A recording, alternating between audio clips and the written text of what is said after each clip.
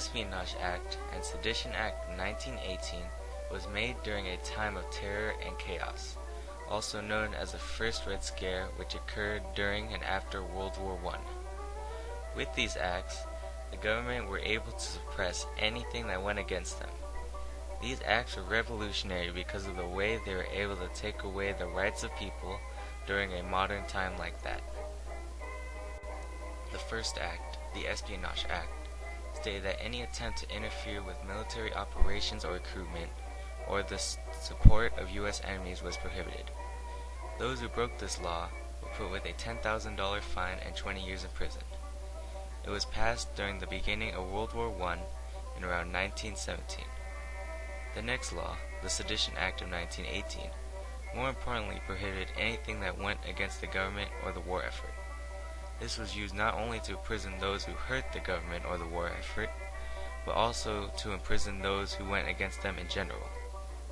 This was a clear misuse of power to take away the rights of citizens. Although it was being commonly called an act, it only added on to the Espionage Act. Much chaos came from the reaction of these two laws. One notable event was the Schenck versus U.S. case. In this case, Charles Schenck, one of the leaders of the Socialist Party, was being accused for distributing leaflets to draftees, expressing his opinion on how the draft was wrong.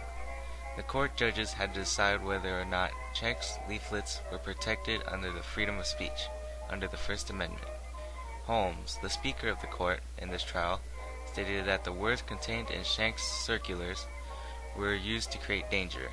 The outcome of the trial was that both his conviction and the act itself were both constitutional in a 9-0 vote.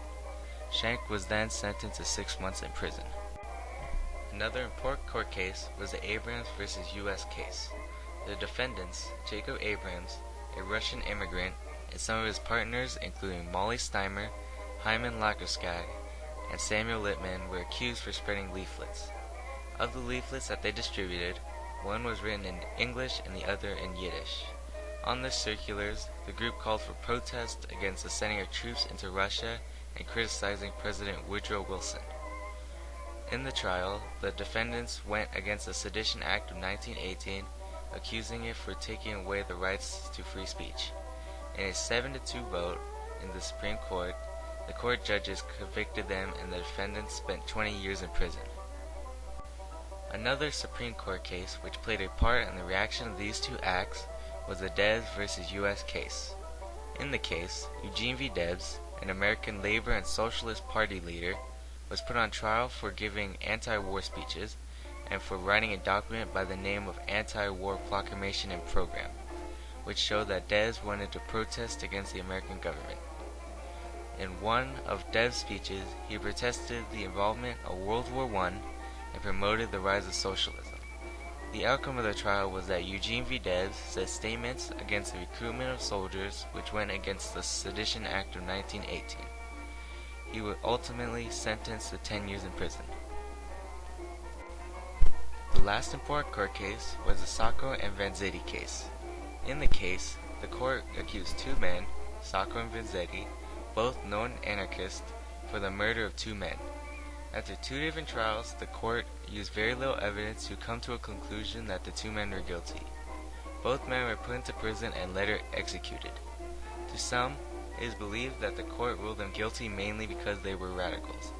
The fairness of the trial is still a debated topic. During this time, there were also many strikes that occurred. Many of them were accused for being part of the communist movement, which played a part in the Red Scare. One important strike was the Steel Strike of 1919.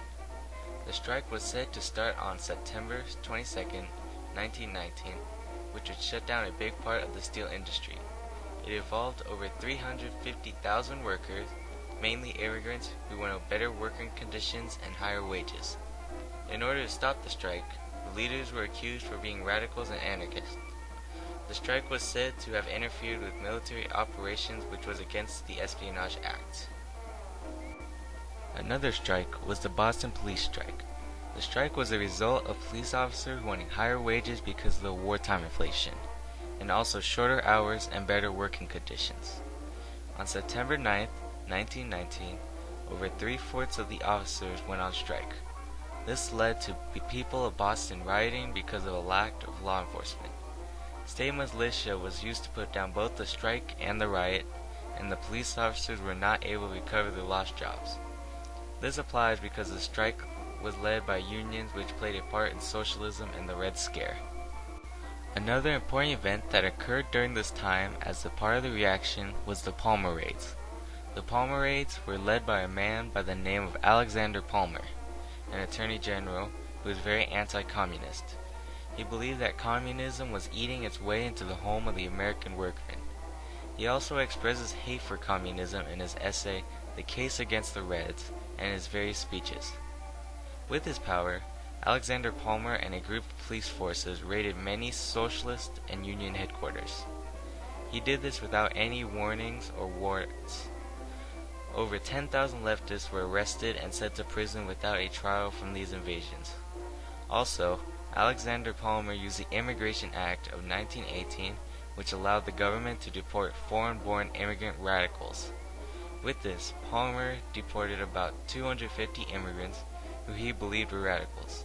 Some of the well-known people who were deported were Emma Goldman and Alexander Berkman. These immigrants were sent back to Russia on the Buford, also known as the Soviet Ark.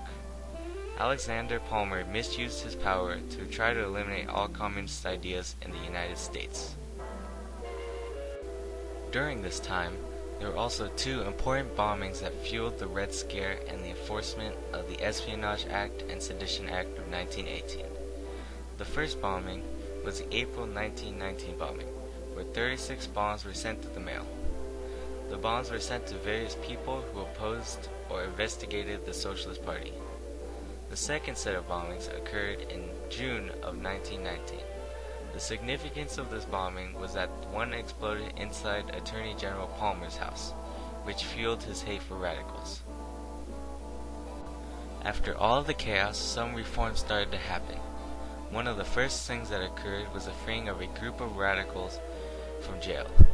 One radical who became free was Eugene V. Debs from the court case. They were freed by President Harding in around 1920, around the time of the Red Scare. The Sedition Act of 1918 was repealed on December 13, 1920. It was repealed because its suppression of riots seen during the various court cases and the decline of the Red Scare. I'm just wild about you, angel child.